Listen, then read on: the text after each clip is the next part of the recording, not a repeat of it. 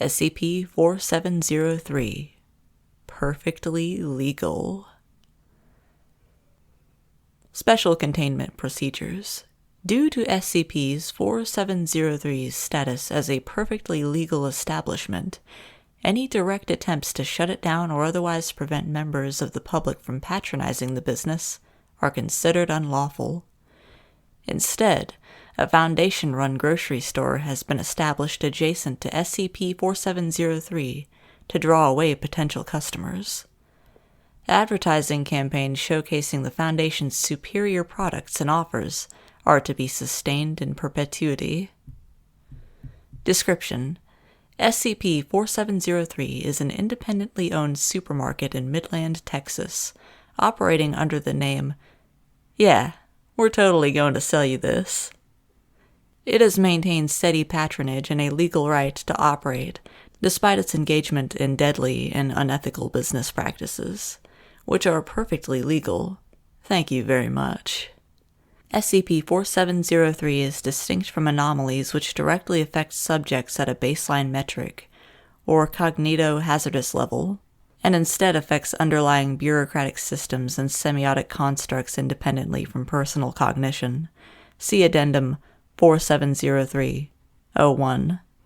Significant cognitive dissonance may still occur due to inherent incongruencies between SCP-4703 and normative human comprehension. In addition to sustaining the legality of SCP-4703, these anomalous influences may also form new legal restrictions against certain activities within the property. Violation of these restrictions may result in the spontaneous manifestation of violent animals in or around the offending party. Examples of unethical, but perfectly legal, hazards. Shelves are mounted on pneumatic actuators and frequently rotate, altering the store's layout to increase consumer traffic and/or prevent egress. Occasionally, two opposing shelves will thrust together and crush any merchandise, customers, and wildlife caught between. Children who are separated from their parents/guardians will be forcibly detained until the parents/guardians either pays an upfront fine of $47.67 cash in exact change or undergoes immediate and permanent eyebrow removal via laser follicle surgery. Trapdoor mechanisms are installed in several dozen sections of tilling. Each is triggered by a particular action, e.g. saying the word Wednesday, not saying the word Wednesday, and deposits victims in a deep shaft containing some form of hazard, e.g. metal spikes, glitter pile, poisonous snakes. The triggers change daily and are listed on the business website in Latin, with translations available in Koine Greek and extinct languages such as Phoenician and Punic. There is a section at the far side of the store marked "Starving for Savings" and "Discount ad Bestias," wherein all merchandise is marked off by 70% or more. The area is partitioned with chain-link fencing and constantly patrolled by a minimum of 15 malnourished lions. Store-branded fishing rods, telescopic grabbing mechanisms, and drones are available to rent for the explicit purpose of retrieving items remotely, albeit at a dramatic markup. Outside items intended for this purpose are not permitted. Steel doors along the perimeter allow customers to access the area directly, but will lock from the inside after a certain amount of time has elapsed. There is a 5% chance that cashiers will ask customers for a kiss on the lips after checkout. Should the customer accept, there is a further 1/3 chance the cashier will be wearing lipstick poisoned with an anomalous toxin that kills instantly. Should the customer refuse, their purchases will be promptly incinerated without refund. Customers may volunteer to have lipids extracted at checkout in exchange for store credit. If the sum of every digit in a customer's credit card number is odd, and the first letter of the cardholder's name matches the letter of the day in the most recently aired episode of Sesame Street on the local broadcasting network, extraction of lipids is immediate and mandatory, and perfectly legal. Thank you very much. Every day at an arbitrary time between 3 p.m. and closing, alarms will sound. The lions will be released from the discount section, and all but 2 checkout lines will immediately close. Products purchased during this period will be free of charge, but must still be scanned one at a time. The owner of SCP-4703 has not been identified. No correspondence of tactile or scientific value has been made with the owner of SCP-4703. Addendum 4703-1 Memo regarding ongoing bureaucratic obstacles per Foundation Senior Legal Counsel. Counteraction of SCP-4703's legal anomalies is a top-level priority for our department, and we are making every effort to resolve the matter in a way which minimizes loss of life and economic detriment. We have received a significant number of inquiries regarding the mechanism of SCP-4703's indisputable legality. Unfortunately, there are no easy answers. Law is a human concept. It exists on paper because we write it down.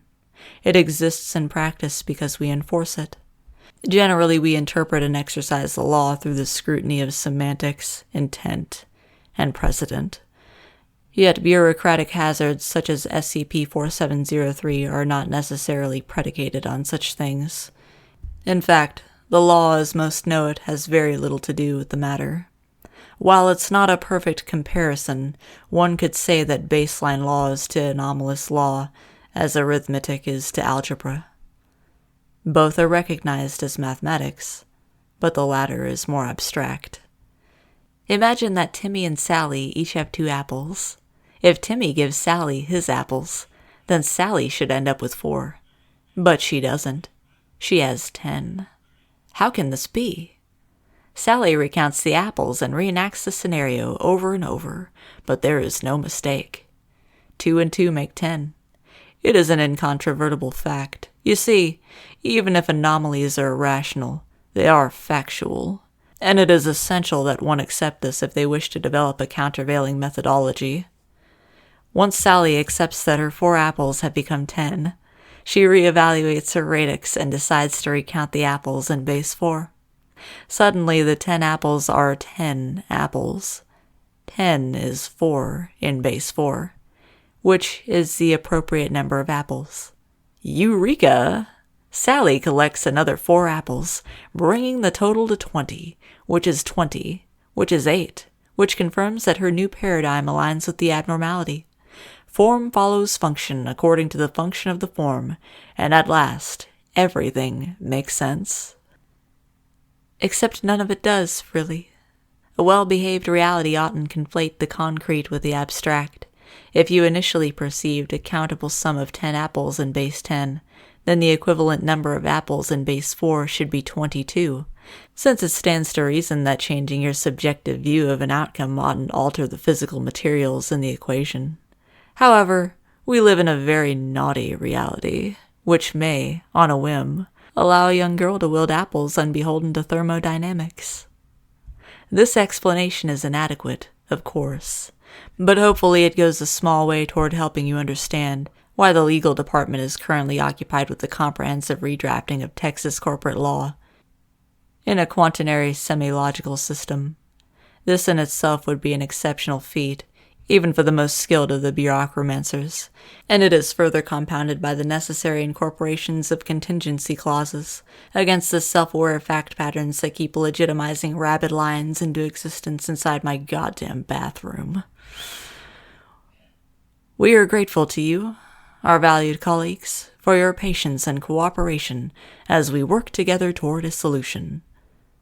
Sheldon M. Katz, Esquire, Foundation Legal Department. Mission Log. The following is a transcript excerpt from an early field investigation of SCP-4703. Field Agent Felicity Blondina.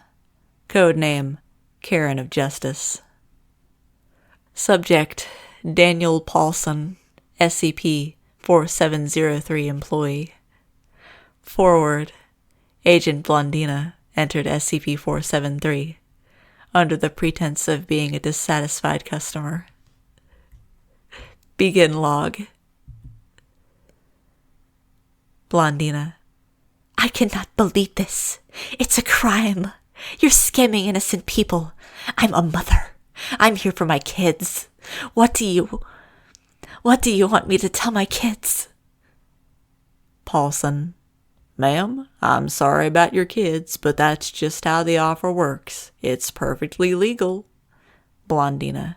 No, I don't accept that. You can't do this. Let me speak to your manager. I want my discount. Paulson. I don't think the manager will be able to help, ma'am. Look, it says right here on your coupon. Blondina. You expect me to read your fine print bullcrap? I have astigmatism. Paulson. Right here on your coupon, it says, offer valid with ritual castration. Now, I can understand that may seem like an issue if you don't have anything to castrate, but for no extra charge, we can schedule a surgery to attach. Blondina. I'm not leaving here without my discount. Paulson. Ma'am, please understand, it can take several months to find a compatible donor. Blondina. Your lanyard's backwards. Turn it around. I want to see your name. Paulson. My name's Daniel, ma'am. Blondina. Listen very closely. I want my discount. I'm going to get my discount. If anyone's getting castrated today, it will be you. And all I would need are my purse strings and my bare hands. Do I make myself clear, Daniel?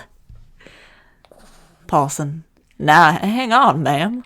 No point in beating the saddle instead of the donkey. I'll talk to the manager and see if we can work something out. Blondina. I'm going to speak to him myself. Take me to him. Paulson bites his lip, looks around and pats his thighs. Paulson. Right. Okay. This way. Paulson takes Agent Blondina to a door near the front of the store. It leads to an unlit stairwell which takes him to an underground break room. Several hammocks are suspended throughout the room, each occupied by one or more employees. Paulson crosses beneath a hammock on his stomach and gestures for Agent Blondina to follow him. Blondina. People sleep here? Paulson. Some of us live here. Blondina. Why? Paulson. Depends. I entered a raffle for an abs transplant and won this instead. Couldn't turn it down. Legally couldn't. Some people get lost in the store, and if you don't leave for 15 minutes after closing, you're legally required to stay. I think a year's the minimum, but the benefits are good, so yeah.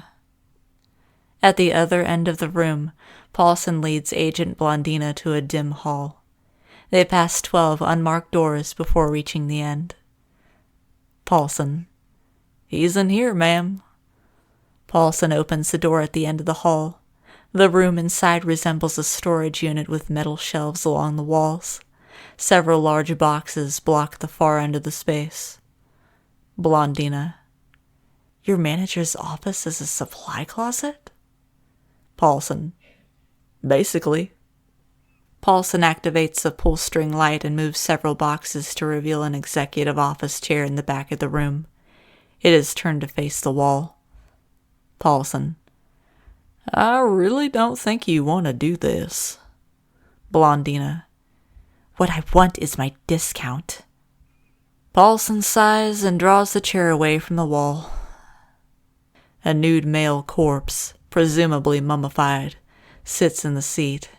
Its skin appears desiccated and taut, conforming to the shape of its bones. The figure is postured with its arms draped loosely around its stomach and its head bent backward at a severe angle. The jaw is fully extended, but no teeth are visible. Eyelids are drawn and vacant. Paulson. This is Mr. Venatio Haruspice, our manager. Sorry, I would have told you, but it's against the rules. Blondina. I feel like I should have expected this. Paulson pats his thighs rhythmically for a few seconds.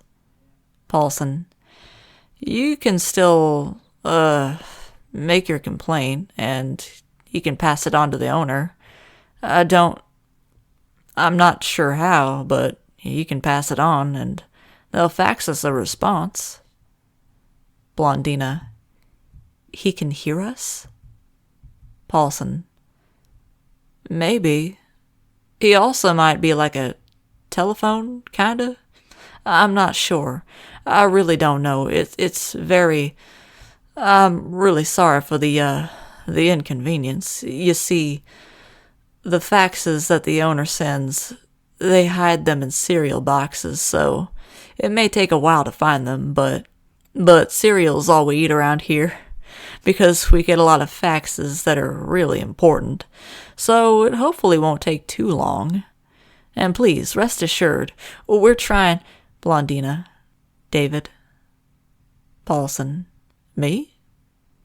Blondina, explain this, David. Paulson, which part? Blondina gestures broadly to the corpse. Paulson, I don't know. Blondina, tell me what little you do know.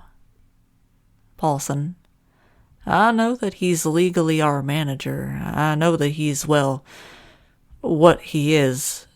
I know that one of us always has to kiss him goodnight at closing time.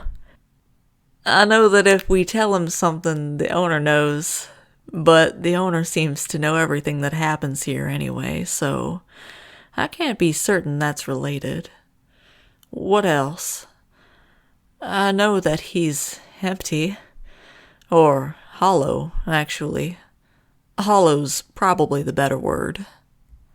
Blondina, and what's the difference between empty and hollow? Paulson retrieves his phone from his pocket. He activates the flashlight and illuminates the inside of the corpse's mouth. No teeth, gums, or internal tissues of any sort are present within.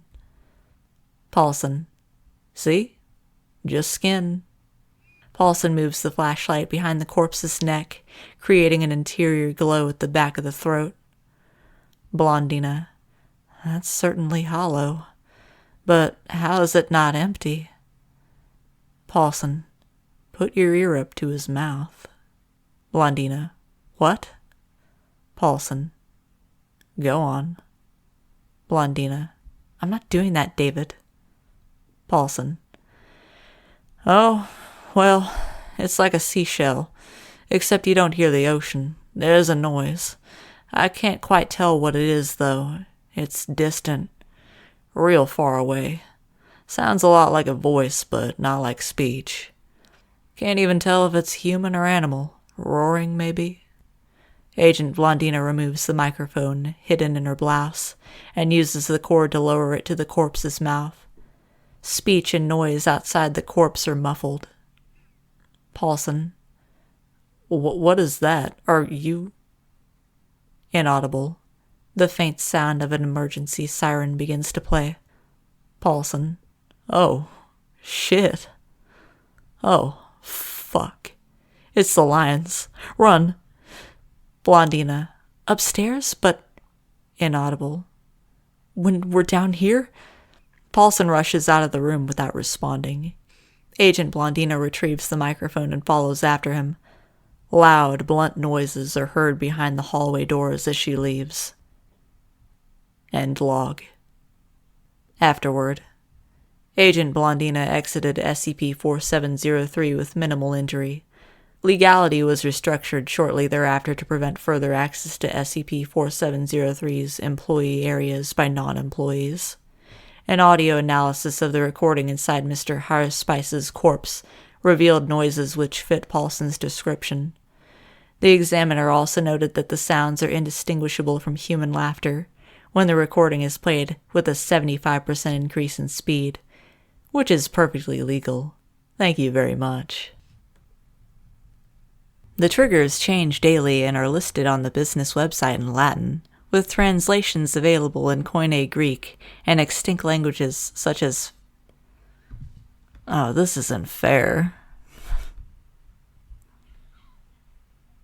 There's a reason these fucking languages are extinct. Nobody knows how to pronounce them anymore. Sunny day, keep smiling through.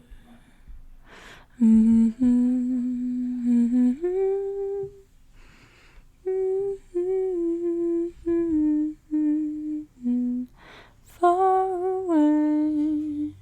There is a 5% chance that cashiers will ask customers for a kiss on the lips after checkout. Oh, God. Imagine that Timmy and Sally each have 2 apples. If Timmy could... What? It's just a fucking break from that last paragraph.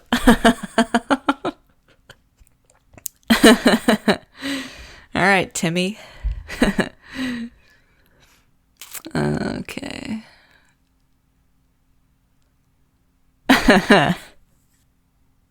Imagine that Timmy and Sally each have 2... Oh boy, I think my brain is starting to break. Oh, algebra. Yeah. I guess that kind of aligns.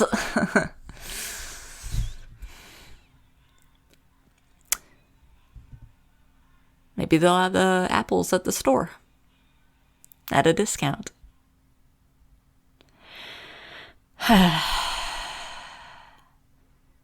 Form follows function according to the function of the form, and at last, everything makes sense.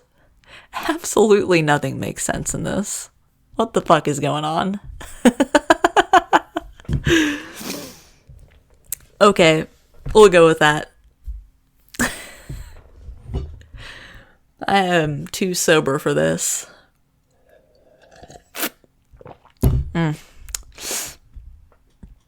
Maybe I shouldn't have gotten coffee and poured myself some whiskey instead. Field Agent, Felicity Blondina. Code name, Karen of Justice. I fucking can't. Oh my God. Am I fucking high right now?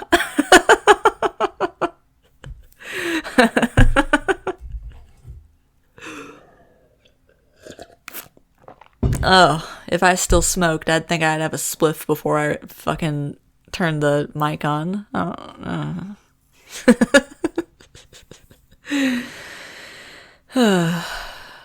Okay. Karen of Justice. Blondina. No, I don't accept that. You can't do this. Let me speak to your manager. I want my...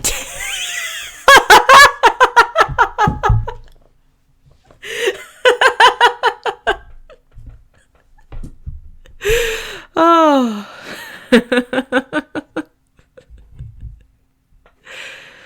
Oh, bro. I didn't think that this is how I'd be spending my night.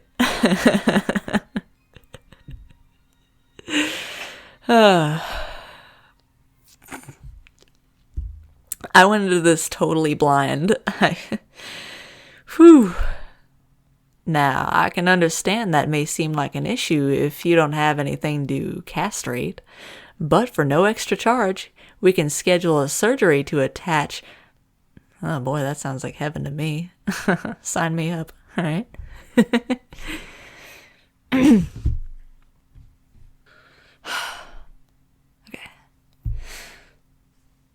Ma'am, please understand. Oh, what is there to understand? I don't. My name's Daniel, ma'am. Come here, my sweet little chihuahua. She wants to read this story with me. Huh, honey? Oh, yes, she do. Okay, Marcy. You sit on my lap. I'll read this. You sit with Daddy. Oh, I love you. You good girl. Okay. Yeah, you can lick my mic. All right, hon. Okay, get off.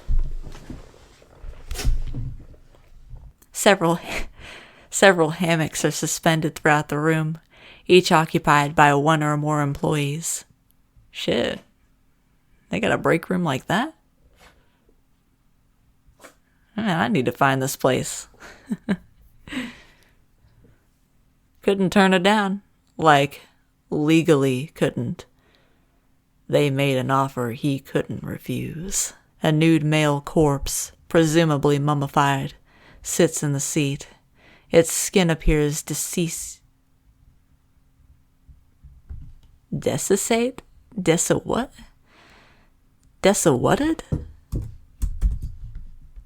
What is that word? I'm learning a lot of new words today. It's actually kind of nice. Having had all moisture removed, dried out. Oh, damn. Wow. This is Mr. Venatio Haruspice. That sounds like something I'd find on the grocery store shelf. I know that he's legally our manager. I know that he's, well, what he is. I know that one of us always has to kiss him goodnight at closing time. What?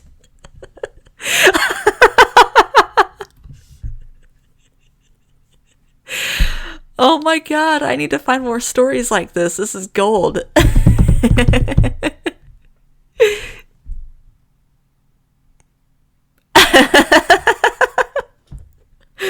Oh man.